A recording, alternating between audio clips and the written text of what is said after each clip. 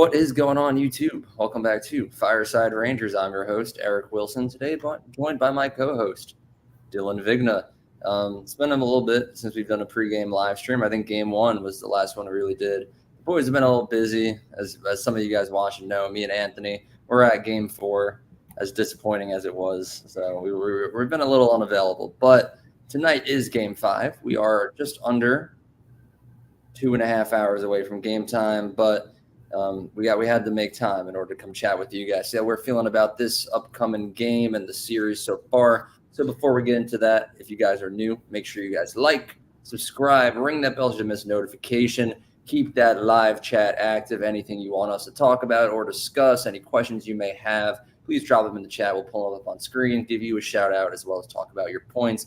And lastly, be sure to follow us on all of our social media platforms at Fireside Rangers. But while we let people come in, settle down, Dylan, welcome back to the channel. How are you doing? Yeah.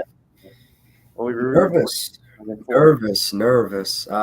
Big game tonight. I think everyone's kind of aware of that. Game four, I thought first period was tremendous. I thought boys looked ready to play. They were putting pucks in deep, hitting a lot of speed through the neutral zone, and then all of a sudden it just stopped. I think, you had a bird's eye view of it from the stadium. Watching on TV, it seemed like they were complacent almost with a 1-0 lead, which is kind of mind-boggling to me.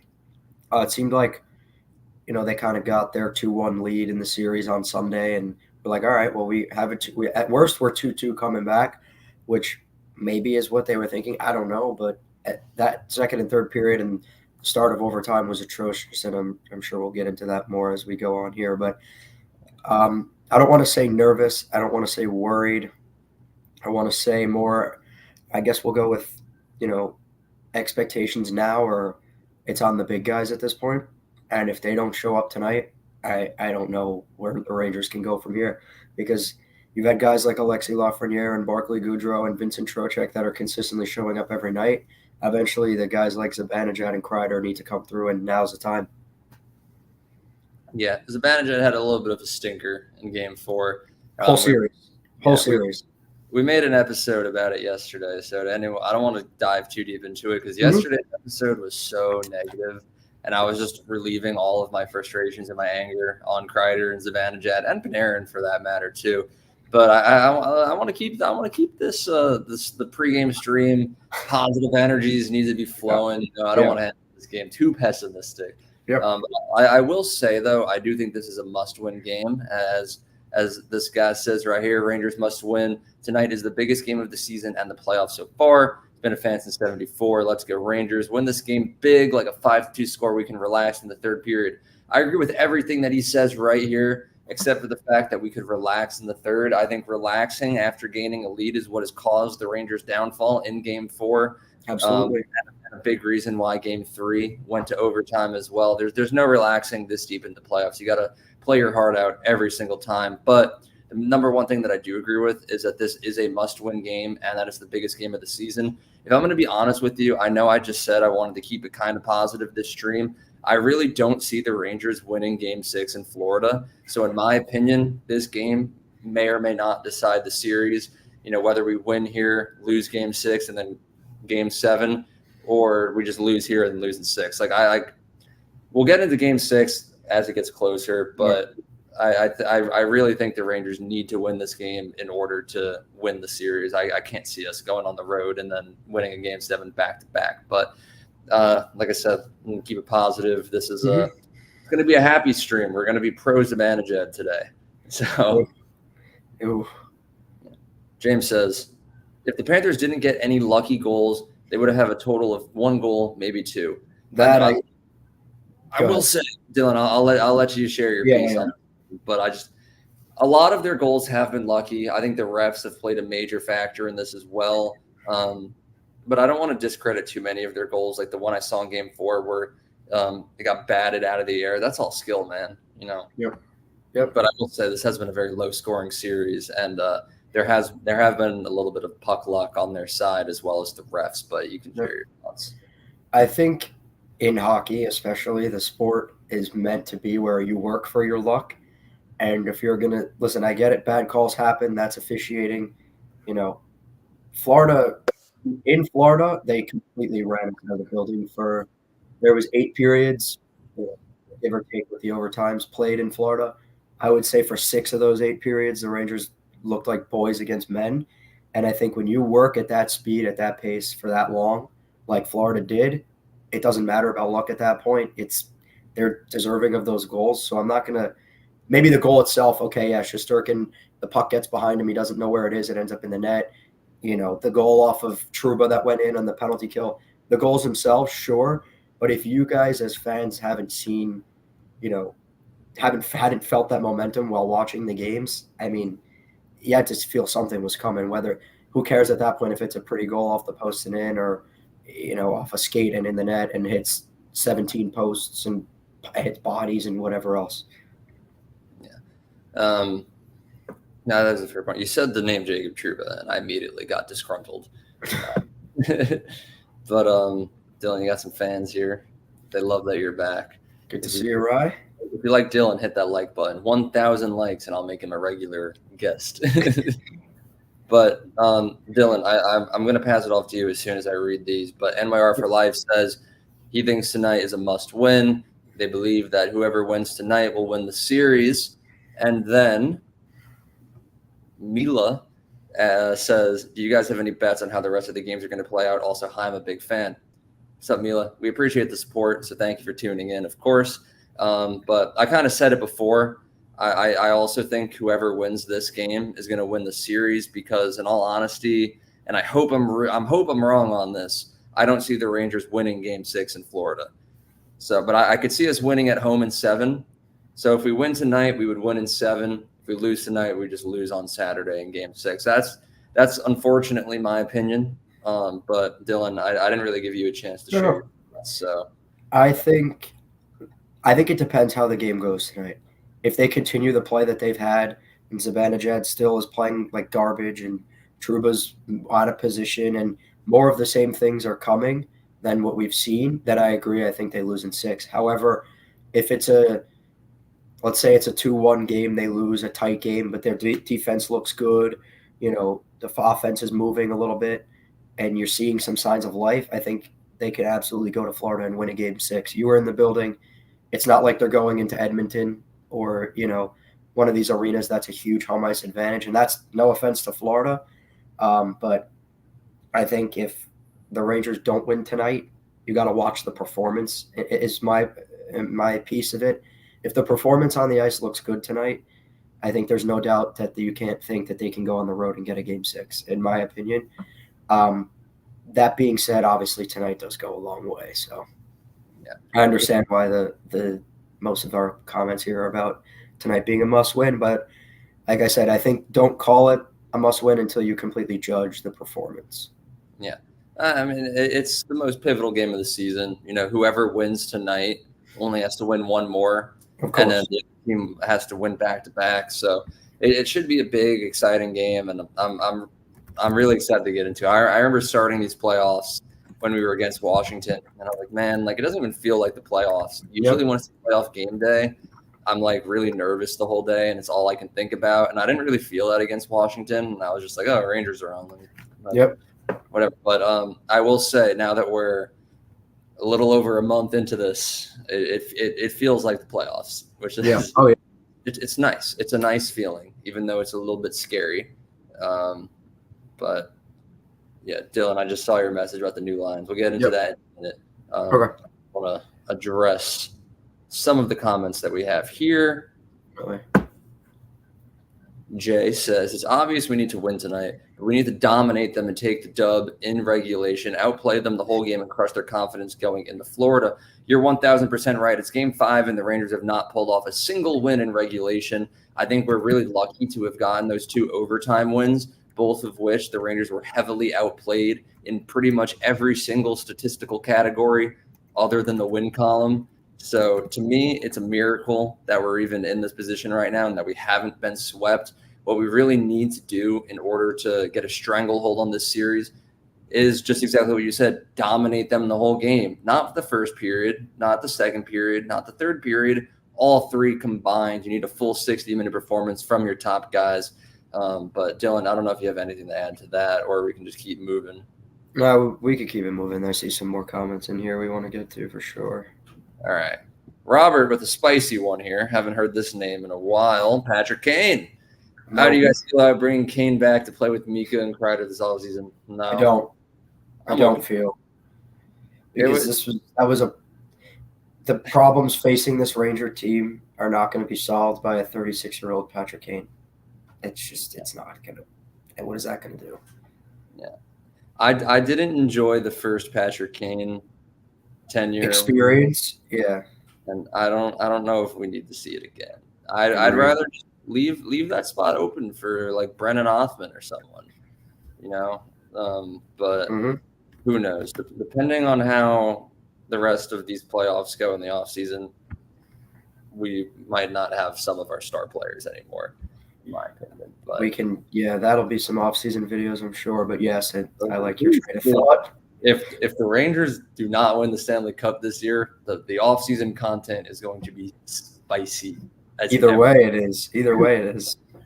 I mean, if we win the Stanley Cup, the offseason content is just going to be us just like partying for like 3 months. I don't think there's going to be any content to make. Yeah, pretty much. But when we lose, that's when I'm going to go off the rails and we're going to start posting trade rumors and stuff. But I won't spoil anything. But I've had some thoughts. The drive home after Game 4, I had some thoughts in my head. I was ready to sell the team, but all right. NYR for Life says, in my opinion, I really think Laviolette should go 11-7 with Zach Jones being inserted into the lineup. He makes an excellent breakout pass, and that is how you can counter Florida's aggressive style. I have said this entire series that I want to see Zach Jones on this lineup.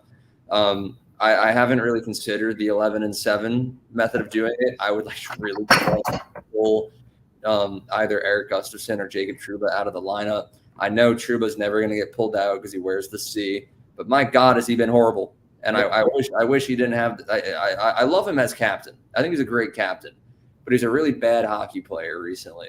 So at this point, I kind of wish that he didn't have the C, just so we could take him out of the lineup and put Zach Jones in. But I guess the best way to counter it would be to run in an 11-7. Take Wheeler out of the lineup, and then have the fourth line just be like Goudreau and Rempe, and then rotate them throughout. But I do agree that Zach Jones needs to be in this. But Dylan, I know you got something to say about this. So this is an idea that I've floated around with, on Twitter, some other places as well. But I actually don't necessarily think this is a bad idea here. I think Zach Jones can really be an asset in a series like this because Florida, as we've seen, they come at you. They keep coming at you. They don't stop. They hit. They don't stop pressure. Zach Jones is extremely good at moving the puck up and advancing zones, which seems to be a big problem for us right now. I think he could help that. And I know I'm going to take some heat for this, I'm sure, in the comments, but I just am at the point now. I understand that he's impacting the game and he's impactful, and I think you know where I'm going with this, but what is 5 minutes of Matt Rempe going to do when I think you could get 12 to 15, 12 to 14, something in that range of Jones, where you could get a defenseman that could consistently break out the puck? Because right now, who's doing it? You got Fox on one leg, who's really clearly struggling to skate back into the zone. Trouba and his miscues. Miller has had an okay series, but I think he's done more off the rush, which is kind of his specialty. I just think at this point of the series, 5 minutes of Matt Rempe, while it may be fun, it might energize the team and it might energize the crowd, and that's great. I just don't know how you're going to continuously have this guy sit on the bench for 5 minutes, down Jimmy Vesey already, and he's not coming back anytime soon. I think this idea is not a bad idea at all. Not a bad idea, because like I said, I really love Zach Jones' ability to advance the puck across zones. And again, right now we have a big problem breaking pucks out. I think he's sitting right there as an answer to that. And the whole 11-7 structure, while it might not seem, it might not seem as if okay, it doesn't make sense, who's going to play in the fourth line. But everyone that keeps saying, Zibanejad needs this, he needs that, extra ice, extra opportunity for him there, extra opportunity for a guy like Wenberg, for guys like Will Cooley. I just don't see, if you're going to play Rempe 5 minutes, I don't understand his value here. game 2, he played 10 or 11 minutes. He had value. He had a good game in that game. The games in Florida, he played 5-6 minutes. I don't know. I think the Zach Jones idea is a very good idea. I like this idea a lot. I will say, game 4 that me and Tony were at, like whenever Rempe was on the ice, I definitely felt his presence. Like I feel like I don't know. You always do. I don't know his exact ice time from game 4, but I feel like just watching it in person, I feel like he played quite a bit. He did have some late shifts in the overtime. I think he had actually maybe not the overtime, but I know he had a shift late in the game. Yeah, with about 3 minutes left, nearly scored, I think, as well. Yeah, I'm a big Rempe advocate. I don't feel like sitting here arguing with you about it. Yeah. I think the biggest takeaway is that we both agree that one way or another, 11-7 sounds like a phenomenal idea, and we need to get Zach Jones into this lineup. Agreed. That I agree with. Yeah. But moving on, Edwin, welcome to the stream. Hope you're doing good. Ryan here says that he's been seeing crazy things online about Keandre Miller being moved next to Mika and Kreider. I have not seen that. This was brought up by Ron Duguay, actually. I would hate not that. Like that. That would be the stupidest thing we could ever see happen. I think Miller is our best guy defending the rush. And I know we said we were going to get into it, but this seems like a good segue into it. Miller is back with Schneider tonight based on the morning skate. Good. Oh, that is happening. As well as Gustafsson, Trouba.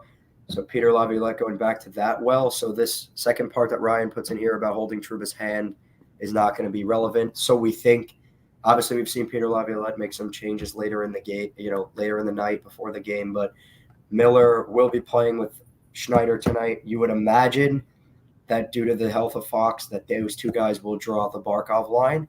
Good test for the young guys. I think they did an excellent job on Gensel's line for most of the series. So you will see them together tonight as well. So I just wanted to bring that up. Dude, I'm just so happy that the lines are changing defensively. And offensively as well. Sorry. Philip Hedl will go up back into the lineup, into the top. Blake Wheeler comes out, which I don't know if I necessarily agree with, but I actually think Wheeler played a good game. No, bro, you had to see it live in person.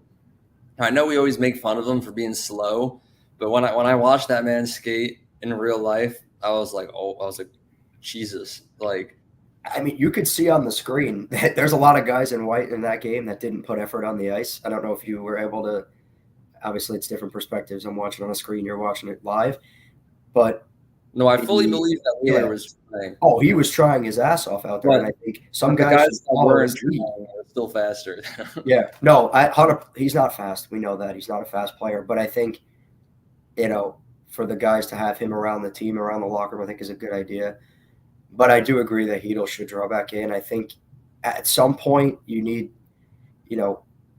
somebody's going to have to make a play on that top line, and I'm sure, like I said, we'll get into that more, but. I just wanted to throw all those lineups out there while we were talking here about Miller and Trouba and all that.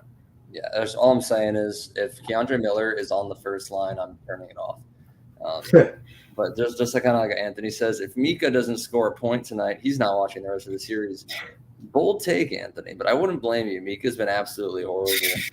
I think I don't know if you guys, everybody watching, and Eric, you as well, have this sense, but I almost have a feeling that if he does break out and have, not even a vintage Mika game, I'm talking about a professional hockey player game, maybe a point.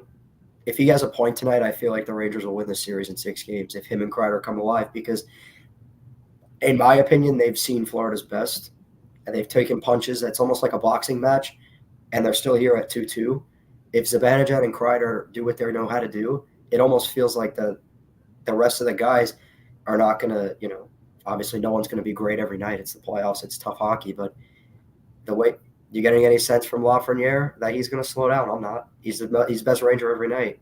Goudreau up there. Not Igor. Igor is the best Ranger every night. That's true. But, it almost feels like, to Anthony's point here, if these guys are just get involved in the series, that the Rangers will carry the play. That's what it feels like to me, at least. Yeah. I mean, I mean, you look at it, the bottom six and Igor are carrying us right now, and we're going to overtime in 3 games straight. Just imagine how dominant we would be if our stars also showed up. Yep, it's true. So I like this comment. If Chuba was a good captain, he would sit himself. One would only hope. We're all thinking it. We're all thinking it. He's a painter. He has an artistic vision. Yes, he does. Here, Schnazzy had a dream last night that Blake Wheeler had a breakaway goal. Well, you're certainly right that you were dreaming. He's also hearing that Heedle's going to play today, which makes him think he's going to get one. You are right. Philip Heedle's back on the first line with Kreider and Zibanejad. I think it's the best decision. I know I saw a comment up here. I say put Kakko with Bread. No. We don't break up that second line. But I've heard people debating putting Kakko on the first line full time. But in my opinion, that's not a good idea. Kakko succeeds in that defensive third line. I think when it comes to the first line, Heedle is easily the best fit. Roslovic was a good fit against Carolina and Washington. Not so much against a strong defensive Florida Panthers team. You need a guy like Heedle. Hopefully he'll get some kind of a spark going. But we'll see. We'll see. I don't know. How do you feel about Heedle up there on that first line? I like the speed. Obviously, he's not – listen, the guy went through a lot. The guy had 2 concussions back-to-back. He missed a lot of time. He went back to Czech Republic, which I don't know about you. I've never really seen that. Guys going back and forth, Czech Republic, U.S., or wherever country they're from to rehab. I think Heedle, when he's in the lineup, is a speed threat. He's a goal-scoring threat. And you have to be aware of him. If you're Florida, you have to match that speed. I don't necessarily think it's a bad idea because what Roslovic has given you this series is not enough. What Kakko has given you, obviously he was scratched, but what Kakko has given you is more defensive. And I think right now the push for that top line to get all this offense, not that Kakko is a bad hockey player. I don't think he is. I think he's a good defensive hockey player. That's not what Zibanejad and Kreider need right now. They need a guy to push the play. And I think Heedle at his best can do that. Well, I will say here, hockeyest guy alive says break up the boyfriends, meaning Kreider and Zibanejad, make them play angry. See, in my opinion, I would love to see them broken up, just like a change of scenery, change of pace, might hopefully wake them up. But the problem is that Laviolette kind of has his hands tied behind his back because you can't really break them up without also breaking up the second line. And you do not want to touch that second line. And then what happens if you put Mika down on the third line? Wenberg is your new 1C. You put Kreider down on the third line. Will Cooley's your new first line left winger. It's like you can't really do much at 5v5, which like a big point that we talked about in yesterday's episode is if you can't change 5v5, what do you change? To me, it's the special teams. In my opinion, I look at power play 1. It's been struggling, but it's far better than power play 2. I think a good way to balance them out as well as kind of boost power play 1. Put Alexi Lafreniere on that first power play unit. Take off Mika Zibanejad. Zibanejad's been ripping his one-timer all series long, and it hasn't worked because at this point, everyone knows that he's doing it. The Rangers already have a center on their first power play unit in Vincent Trocheck. He's the one that takes all the face-offs. He's the one that manages the play outside of Adam Fox. So you don't really need Mika on there, especially when his specialty play isn't working. Put Mika on power play 2. Give that a little bit of life. And put Alexi Lafreniere, who's been our best offensive forward this series, on the first one. But I know you wanted to talk about this, Dylan, but I don't know if you agree that it should be Zibanejad taken off or not. I'm very, very stern on that, though. I don't disagree with you. I think at some point, though, it has to come from, if this makes sense, at some point it's going to have to come from a guy like Zibanejad or a guy like Kreider because, listen, end of the day, Mika Zibanejad is making $8.5 million. Chris Kreider's making $7 million. Those are important players to the team, and those are, for better or for worse, that's who, obviously it wasn't Chris Drury. He didn't sign those deals. Jeff Gorton built his team around those 2 players. They've been here since 2017 together on the same line. I mean, at some point, those are the kind of guys that you're going to need, whether it's on the power play, on 5-on-5, on the penalty kill, like we've seen from them. It's, I saw some people today too. I don't want to change the subject here, but I saw some people today saying that maybe Zibanejad is hurt after whatever happened in Game 5 against Carolina. I mean, I don't know. Maybe he is, maybe he isn't. But if he is hurt and you feel like he can't produce at 5-on-5, I almost feel like maybe 5-on-4 is better for him. It's more space, it's more time. However, Lafreniere has been arguably the best player in the series on either team. Maybe the best player, period, in the conference finals, although Wyatt Johnston might have some stuff to say about that. But the guy has been tremendous. Every time he touches the puck, he seems to be the only one putting his head down and going straight at Florida defensemen, who I think are weak, by the way, but we could talk about that later. Lafreniere on power play 1 sounds like a good idea, but I just don't know. This is a power play that's played every single power play together most of the 2 minutes. I think what you could do in the meantime is maybe even out the ice time on the power play, almost maybe a minute, or maybe favor the second. I just don't know. Our second power play unit is so bad right now. I don't disagree with you at all. I 100% agree, but I just don't know if it's not going to come at 5-on-5 from Zibanejad, then where is it going to come from? If that makes sense. Scratch him. Just scratch him. Scratch him. Take him off the ice and whatever. I don't know. See, I said I wouldn't be negative, and now I'm getting angry again. No negative. I think the 5-on-5 idea of breaking them up makes sense because I think there's a way to do it. It's a way that a lot of people – I think you have to keep Zibanejad up at the top. I think you take Kreider, you slide him down to the third line, and you maybe go with like a Zibanejad Kakko Hedl mix. I know people don't like Kakko, and that's fine, but what Zibanejad can do, it almost feels like he's trying to feed Kreider. Like I don't know what's wrong. It's obviously in his head at this point. It might be physical, it might not be, and it's hard to kind of play the Tetris of where these guys could end up. But the obvious logical thing would be to take Kreider off the top wing, put him somewhere else in the lineup. Where that somewhere else would be, I don't know, because the second line has been good, and you saw some life from Panarin in Game 4. So it's complicated, which is why you get the result of they try a new right winger with those two guys. Yeah, I don't know. It's a tough situation to break down, but I will say we only have about like 15 minutes left. Yep. And we're really, really behind on comments. So Dylan, just give me 30 seconds. I'm just going to fly through all these comments because I don't want anyone to feel underappreciated. So I'm just going to say out here. Robert says I put Ruedel in possibly for Gus. No. There's no time to elaborate. Nope. Gigi says, what do you think if the game might be a 10 to 11 minute game again? Then he's worth it. Robert says, I'm convinced Kreider's hurt. Think Zibanejad, not Kreider. Yeah, I agree with that. Hockey Sky Live says, it's June. Everyone's hurt. Very good point. Not as hurt as Adam Fox. True.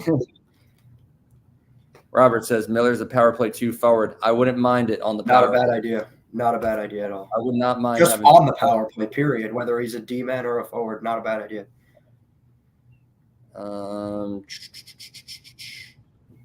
Mika and Kreider are the reason the Rangers will never win a cup. The only complaint that I really have is that Mika is too much of a baby. I think that play that cost us the overtime goal in Game 4, Mika only tried to make that pass to Wheeler because he was afraid to dump it and get hit.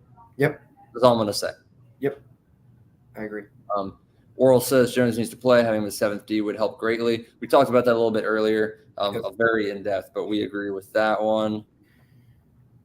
Let's see what else we got here. Just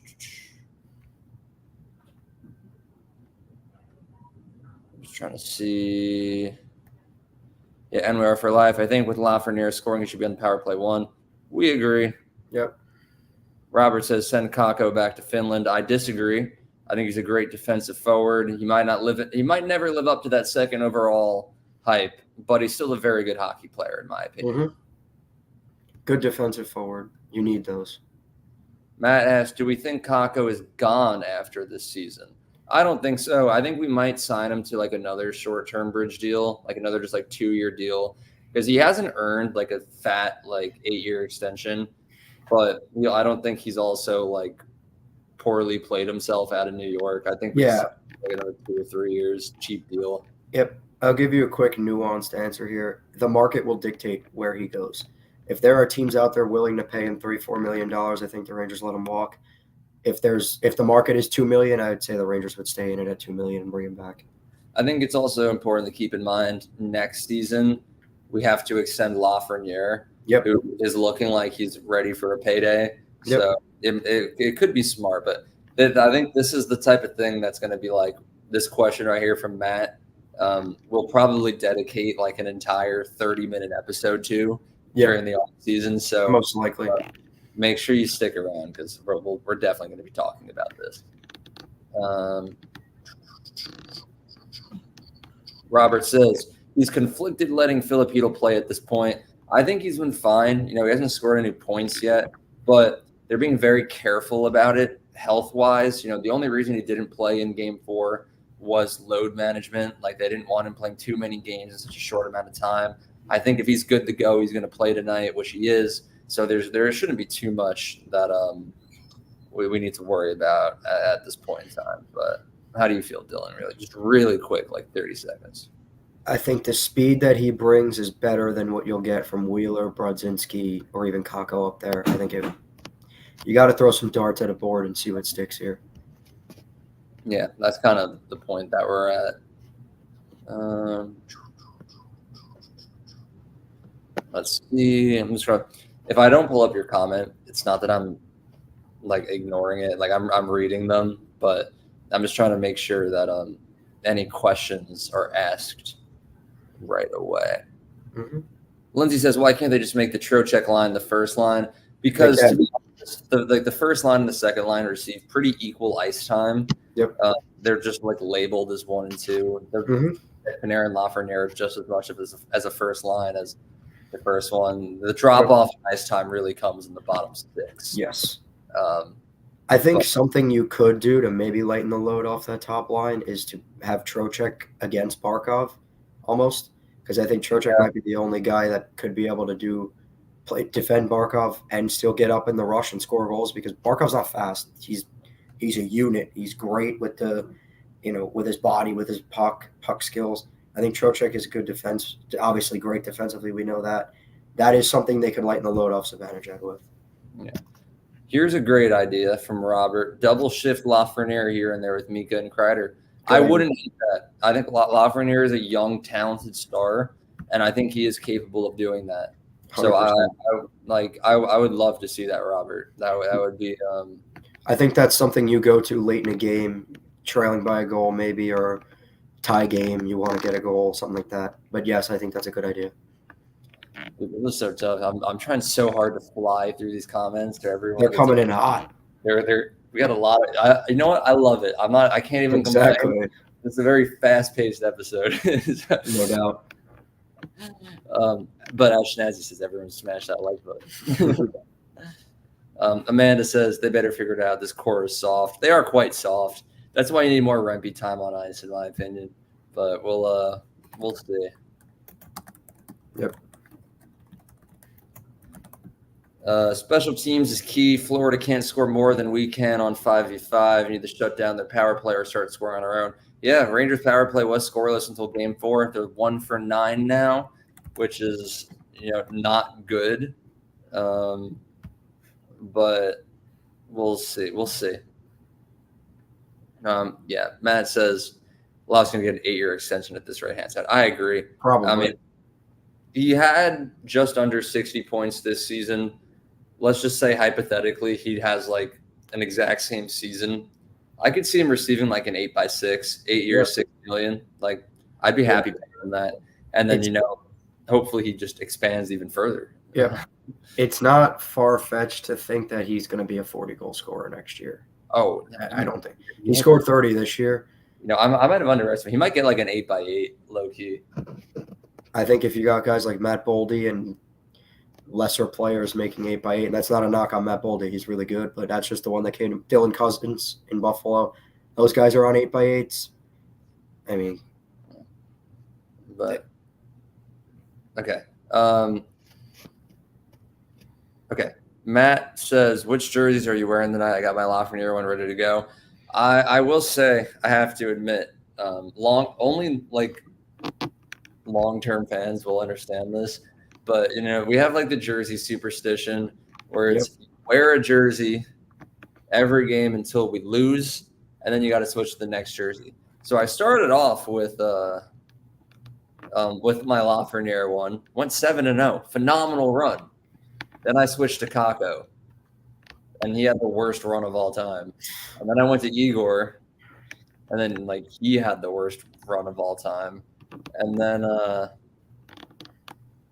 forget what I wore for Game 6. It might have been Kreider. I think I wore my Kreider one. Mm-hmm. But then we lost Game 1 against Florida. Within the 2 games the Rangers won, and they were at the Eastern Conference Finals, I wore nothing. I was out of town. I was at Tony's house. I forgot to pack a Rangers jersey. So I just was not Rangers'd out. And we won back-to-back games. But then in Game 4, we went to the game. So I brought out my Panarin jersey, as Bug Fuzz says, which is my cursed jersey. But I was like, I have nothing left. So it might be my fault that we lost in Game 4 because I wore the Panarin jersey. Anytime I wear that jersey, we lose. But So yeah, I'm just going to go back to wearing nothing because we haven't lost when I wear nothing. I wish I could wear a jersey, but unfortunately, I can't. Dylan, are you wearing a jersey? I do not. I follow the superstition of no Rangers paraphernalia while watching the game. That's fair. Unless I'm in the garden or at the game. Then I wear a jersey. That's the only time. Yeah. If I'm at home or at a friend's or a bar or whatever, there is no Ranger gear on at all. You're right. But we only got a few minutes left. So we are going to give our score predictions and our parlay for the night. But while we're doing that, we would love to hear your score predictions and everything. So whatever you think the outcome of this game is going to be, start to spam it in the chat, and I'll pull it up as we're going over ours. I will say for my score prediction, I am predicting a massive regulation win for the Rangers. I think it's about time. We're due for a dominant performance. I'm going to say the same exact thing that I said in Game 4. It's going to be a 4-2 Rangers win. Game-winning goal scored by Chris Kreider. Empty net scored by Igor Shesterkin. So what do you think it's going to be, Dylan?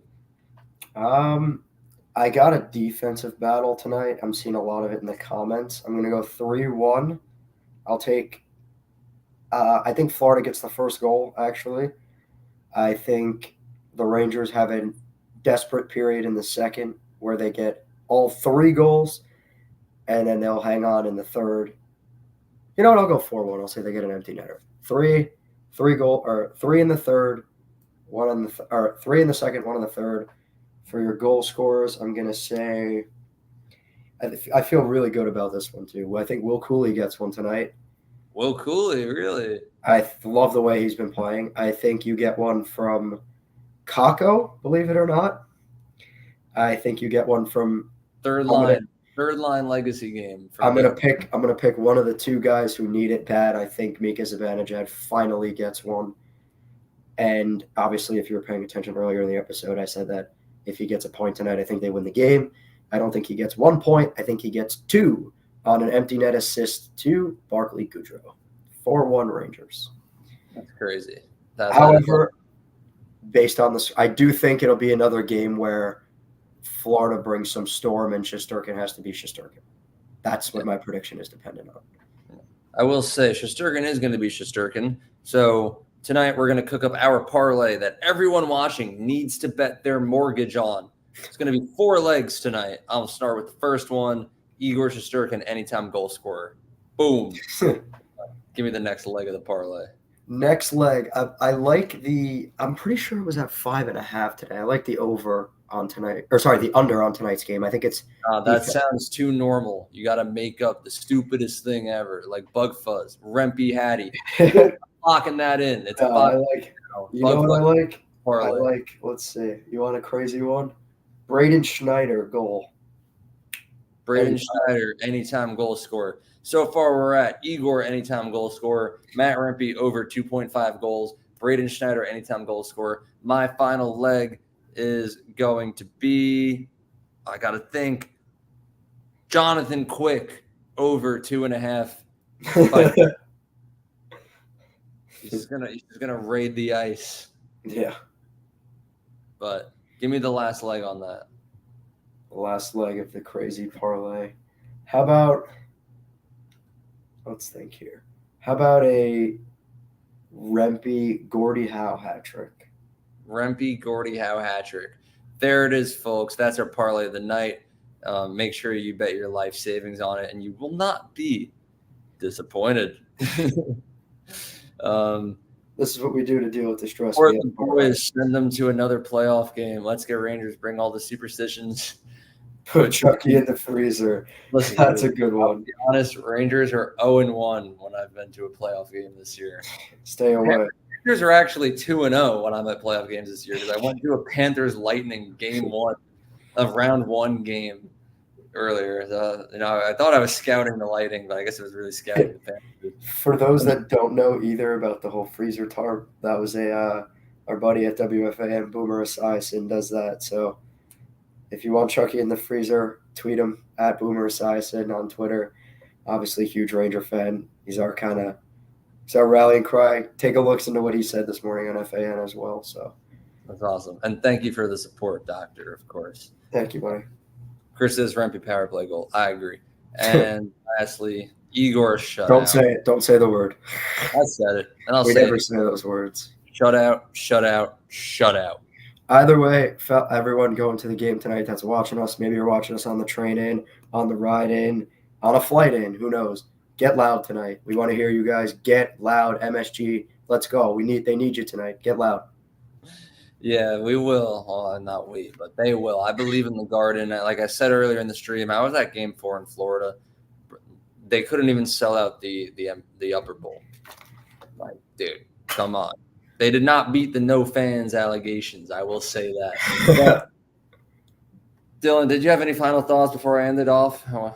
One quick one on that whole get loud stuff. Obviously, let the boys hear it. Let them hear it. But if you need some more pump up, Sean Avery, Instagram. 1 minute of just getting you ready. Get the juices flowing. Give that a wash before the game tonight. Get ready to roll. And yeah, that's pretty much it. Ooh, let me just activate everyone who's watching. Let me activate their stuff. Alexa, play Baba O'Reilly by The Who. There we go. Now everyone's hyped.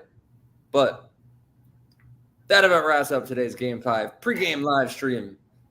Thank you to everyone who tuned in. It was really fun hanging out with everyone, talking about the Rangers. Oh, actually, I gotta acknowledge this first. They've been staying up throughout the outro. This is the best take I've heard all night. But if you guys enjoyed, please make sure you hit that like button. If you are new, please hit subscribe and ring that bell so you don't miss notification. As always, even though we're going to end the live stream, the live chat will end, but the comment section will remain open throughout the game. So after the game progresses, any thoughts about what's happening, just drop them down below, and we'll read them. Probably respond. Maybe not. If we lose, I probably won't respond until tomorrow. But if I'm up good, I'll respond right away. But we do check it actively, so please keep the comment section open, and it'll be like a little open forum throughout the game. But talking about open forums, we do post daily and like when it's game day, really hourly updates throughout the games on all of our social media platforms at Fireside Rangers on Instagram, X, and TikTok. So if you want to chat with us over there, please check it out. But at the end of the day, you really don't have to do any of that. All we really ask is that you just tune back into the next one because we are the big, happy Fireside family. So enjoy the game. Sit down with your family, your friends. We'll watch the Rangers win together, and then we'll be back tomorrow with more Rangers content. But until then, have a good one, and let's go Rangers.